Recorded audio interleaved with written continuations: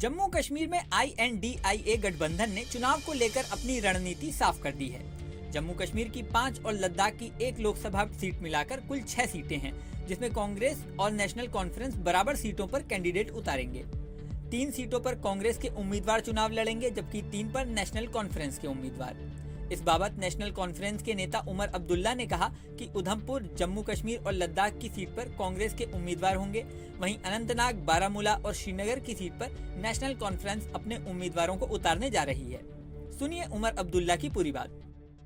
मैं इस चीज का ऐलान करते जा रहा हूं कि नेशनल कॉन्फ्रेंस और कांग्रेस जम्मू कश्मीर लद्दाख की जो 6 सीटें हैं, यहाँ पे हम मिलके इलेक्शन लड़ेंगे।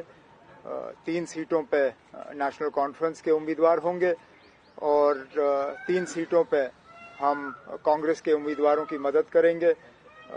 जम्मू कश्मीर का मुकाबला इसलिए भी दिलचस्प है क्योंकि यहाँ INDIA गठबंधन के तहत पहले नेशनल कॉन्फ्रेंस, PDP और कांग्रेस एक साथ चुनाव लड़ने के लिए तैयार हुई थीं, लेकिन सीटों के बंटवारे पर सहमति नहीं बनी तो PDP अलग हो गई।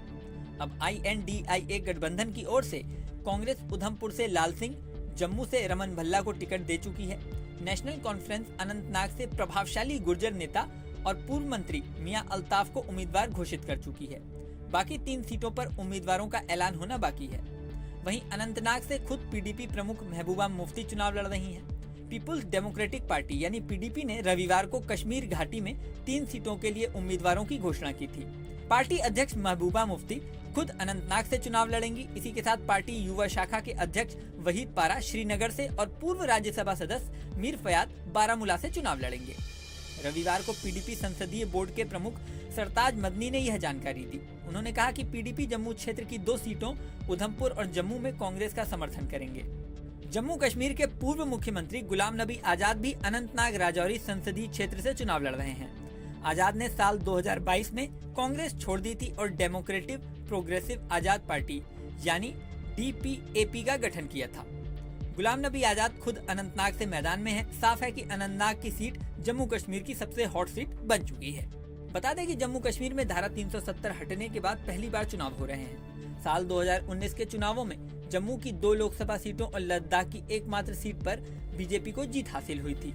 वहीं कश्मीर की 3 सीटों पर नेशनल कॉन्फ्रेंस के उम्मीदवारों को जीत हासिल हुई थी। अब इस चुनाव में क्या परिणाम आता है ये तो समय बताएगा। इस वीडियो में फिलहाल इतना ही। बने रहिए न्यूज नेशन के डिजिटल प्लेटफॉर्म पर। लेकिन जाने से पहले सबसे जरूरी बात, हमारे चैनल न्यूज नेशन को अगर आपने सब्सक्राइब नहीं किया है तो सब्सक्राइब कर लें। इसी के साथ स्क्रीन पर दिख रहा बेल आइकन प्रेस कर दें, जिससे हमारे नए वीडियोस की नोटिफिकेशन आपको मिलती रहे।